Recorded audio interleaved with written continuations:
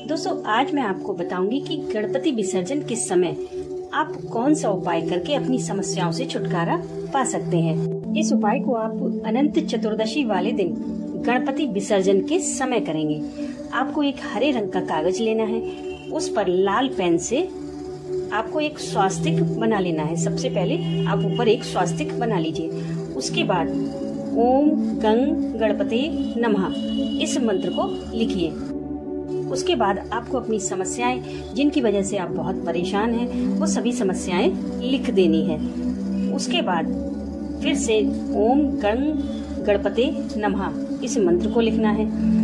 उसके बाद आपको फिर से स्वास्तिक बना देना है, लेकिन ध्यान रहे कि इतना सब लिखने में कहीं भी काटा पीटी ना हो और कागज के पीछे भी कुछ ना लिखा हो। आप हरे रंग के कागज पर लाल पेन से लिखिए। अगर आपको हरे रंग का कागज ना मिले तो आप लाल रंग के कागज पर हरे पेन से लिखिए, लेकिन इन दोनों कलर के अलावा आपको तीसरा कलर नहीं लेना है। अब आप इस कागज को कलावी से मोड़कर बांध लीजिए। बांधने के बाद मूर्ति को समर्पित कर दीजिए। उसके बाद जब आप मूर्ति का विसर्जन करें तो इस कागज को भी उसी मूर्ति के साथ विसर्जित कर दें। ऐसा करने के बाद आप 2 से 3 महीने में ही देखेंगे कि आपकी ज्यादातर समस्याएं समाप्त हो जाएंगी।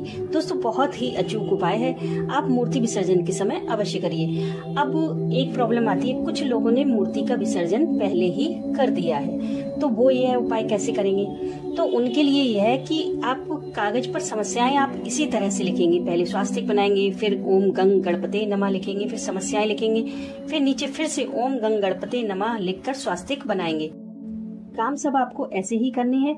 अब आप किसी भी पंडाल की मूर्ति विसर्जित हो रही हो तो आप उनके साथ चले जाइए, या फिर जहाँ पर भी मूर्तियां विसर्जित हो रही हो, अनंत चतुर्दशी वाले दिन बहुत सारी मूर्तियां विसर्जित होती हैं, तो आप उनके साथ चले जाइए।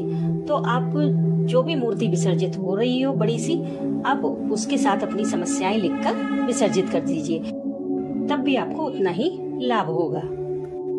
दोस्तों गणपति जी की मूर्ति का विसर्जन मेन रूप से अनंत चतुर्दशी वाले दिन ही होता है, लेकिन बहुत सारे लोग उनका विसर्जन बहुत जल्दी कर देते हैं। मूर्ति स्थापना के दूसरे दिन से ही विसर्जन का सिलसिला शुरू हो जाता है। लेकिन दोस्तों अगर आपको कोई प्रॉब्लम है तो बात दूसरी है, वरना गणेश जी की मूर्ति का विसर्जन करने में कभी भी जल्दबाजी ना करें, क्योंकि गणपति जी जितना ज्यादा से ज्यादा आपके घर में रहेंगे उतना ही आपके लिए शुभ होता है।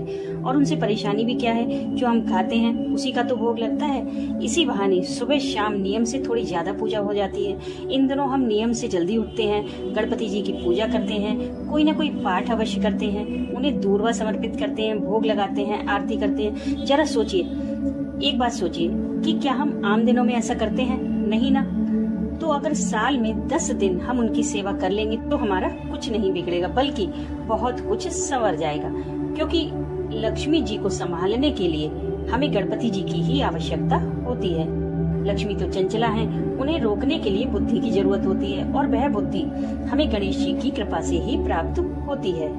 दोस्तों आपने बहुत सारे लोगों को कहते हुए सुना होगा कि इधर पैसा आता है उधर खर्च हो जाता है। यह तभी होता है जब आपके ऊपर गणपति जी की कृपा दृष्टि नहीं होती। इसलिए गणपति जी को मनाकर उनकी कृपा पाने का प्रयास कीजिए। वो अगर प्रसन्न हो गए तो आपके किसी कार्य में न रुकावट आएगी, न कोई विघ्न आएगा।